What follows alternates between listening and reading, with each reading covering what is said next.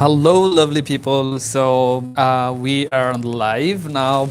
As already mentioned before, so our today's topic will be based on NOC selection and job description related queries, whichever is required for Canada immigration process. So yeah, this is going to be my first live this YouTube channel, but I have got so many lives on the Facebook group and so many videos on the YouTube channel, but this is going to be my first live on the YouTube channel. So I guess you will be excusing me if there is any mistake, because like we learn by mistake, right? So and there is no harm in doing a mistake so long I get corrected myself, right? Anyway, so I think I have already described you that about the topic today. So what's the topic today is the NOC selection. So let's go there. But before starting the topic, let me give you the disclaimer one more time, and I'll be giving this for my entire life. I'll say, like, I am not a immigration consultant by profession. I'm not a licensed person, and not any of my teammates are in that profession particularly. So do not expect anything that we are giving you any, I would say, regulated information or the legal information. So whatever we will be giving you, any information are based on our personal experience, and definitely those will be based on IRCC website. So you do not have any confusion whether you should waste time on watching this the video or live or not. No, that is not the concern. Be sure about that. We are not going to give you any false information for sure. That is 100% guaranteed. Just the best thing is to give you the expectation that we are trying our best to give you the real time or the real life example. So that should be your expectation. And I assume before watching this live, you have watched the video which is already published in our YouTube channel. So excuse me a little bit more, because I will be watching into the mobile, because I'm going to live from the mobile device, and I'm watching the comments if it is coming on the YouTube channel. So that can be somewhere you may feel that I'm looking towards the camera and I'm looking towards somewhere else, but don't worry, everything is good. I'm with you guys only right now, but device to device I may just flip up my attention or my viewing angle a little bit.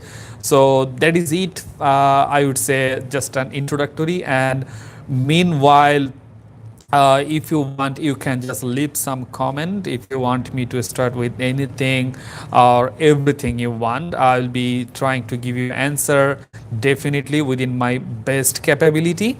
So just to begin with, so what are the things you need to consider before selecting the NOC, or what should the job titles a little bit. I think you have the primary knowledge about that already.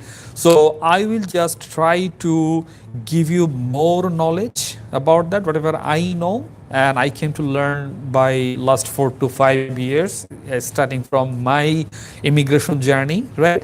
Because okay, by the way, as this is live, so let me give you some more insights as well, apart from these session as well. So I came to Canada in the year of 2016, and then I have started my journey on the mid of 2015. So I am working with this group of people, I would say the Facebook group of people since then, since 2015 onwards. And by this time, I came across so many successful stories, which I'm sharing with you time to time. And regarding particularly this NOC selection process, I will give you all the knowledge that I came across so far with this so many years, right? Now, first thing first, to select a proper NOC, you need to know the skill level. Okay, the skill level, I mean, there are some sort of skill levels, 5 types of skill levels they said. So starting with 0, A, B, C, and D. Now, thing is that not all the skill levels are accepted. if you're saying that what are the category and that is accepted by the immigration process while you are considering the NOC selection.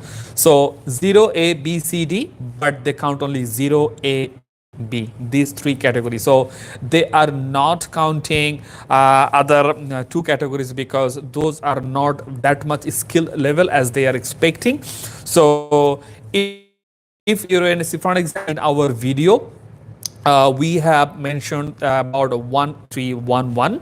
So 1311, if you go to IRC website and if you type that 1311, so you will be seeing the heading is as accounting technicians and bookkeepers. So that means that falls under category B. So if you are saying anything within 0A or B, so that means you are good to go. That NOC will be accepted by the IRCC authority when you will be filing your application for express entry program, right? So that's the good part of that. So you can be sure about that if it is falling within that three category, so you're on right track. Okay, so that's something I think you should consider into. And then I want to say something about the titles, because many of the times people are coming to us, okay, so my job title is this, but in IRCC guideline or in NOC guideline, the job title is something else. So let me tell you one thing very honestly, my friend. So job title is not something very serious. If your job title is somewhere nearly matching with their guideline, I think that should be fine. For example, if they're saying accounting technician, and if your title is accounting executive, I think it's good. This is just something related to accounting still. Like people at least know that still you are working something related to accounting division or related to something accounting. So this is not a big deal, right? This is not a big deal. So long you can make sure that yes, your skills are matching with their job description, because the job description is the thing I would say is the critical thing that you must be aligned with.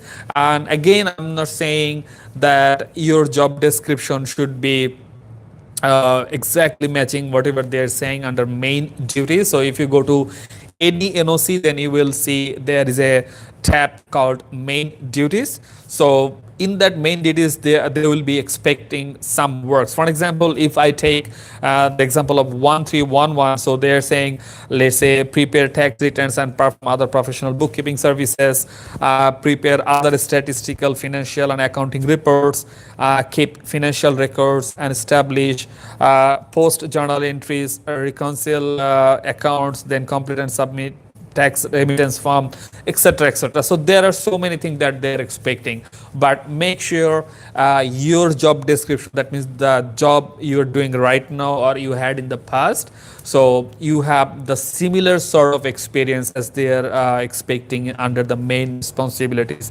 Now, one more thing I also want to mention about their employment requirements. So many of the times you guys are asking us, should my study be related to my work experiences? So again, I'm saying, as I already mentioned in the video before, like the answer will be yes and no.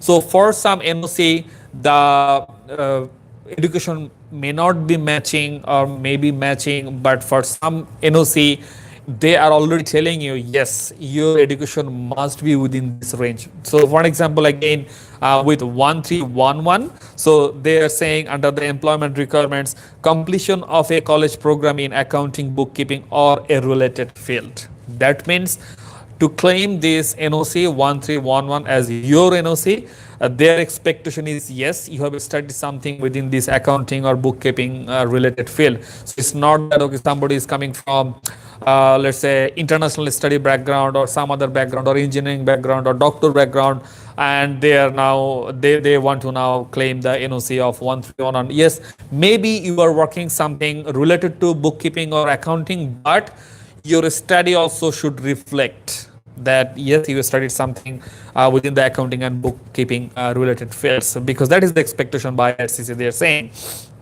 Uh, okay, now one thing regarding regulated and non-regulated. This is also many times you guys are asking, what will happen if the profession is regulated? That means they are asking for license, and I do not have license. Can I try, or is it possible that I will manage the license?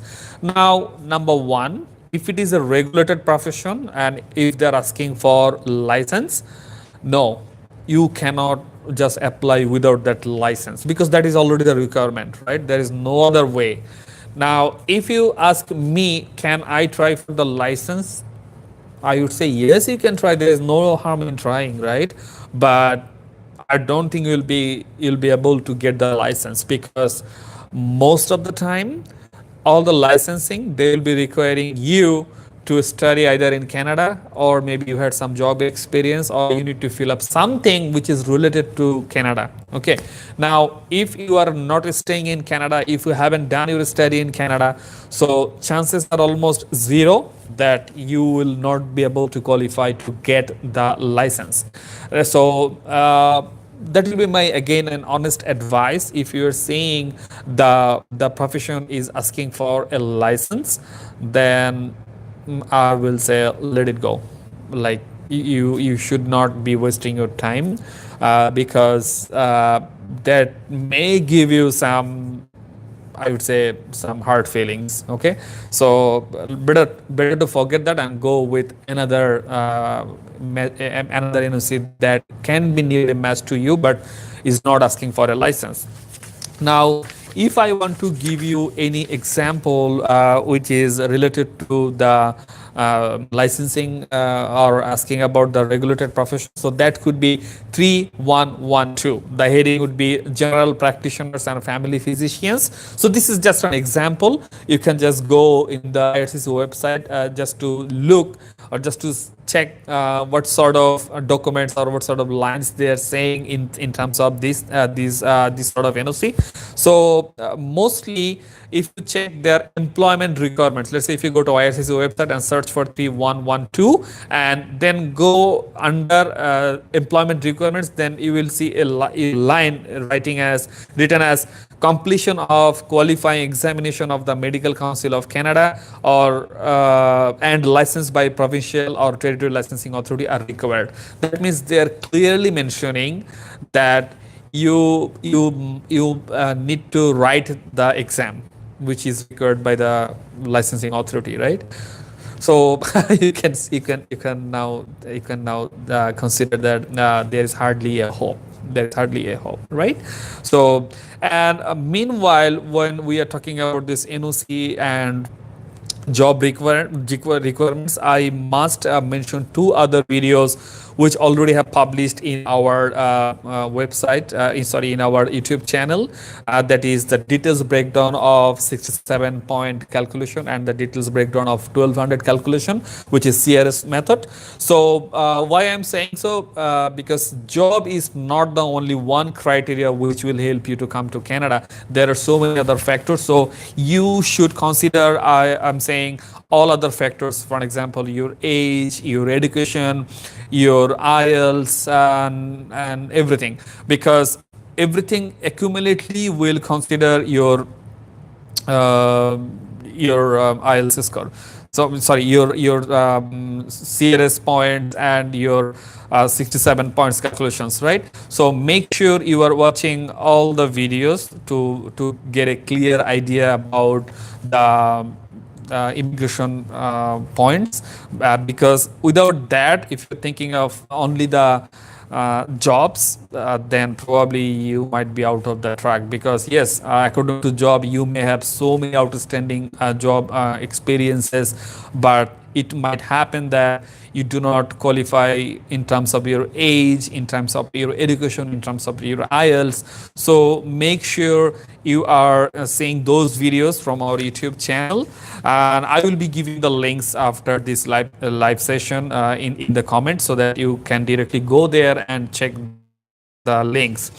Now, if I want to give you some of my personal tips about NOC selection, then I would say maybe you have 2 to 3 or even more job experiences, so you should go with the one where you have more number of year of experience, right? For example, you have 3 jobs, and out of these 3 jobs you have one job which has the more duration. Let's say you have 4 years or 5 years duration, yeah, work experience in that particular job, so go with, try to be with that NOC if you can.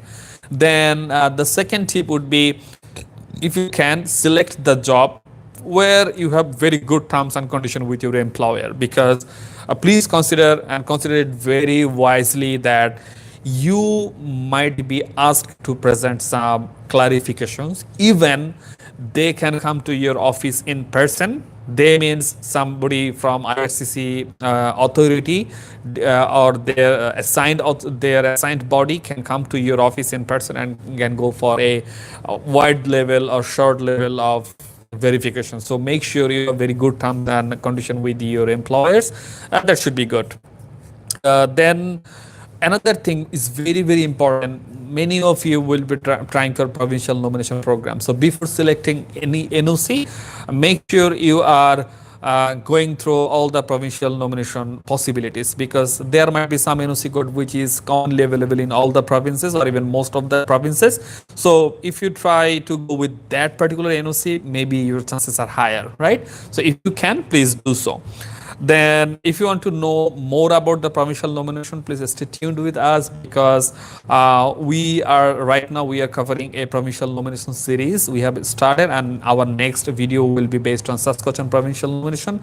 We are going to cover almost the entire insights about the Saskatchewan immigration nomination very shortly, I would say within this week. So stay tuned with that. And as of now, I think I have covered most of the thing which I had in mind to.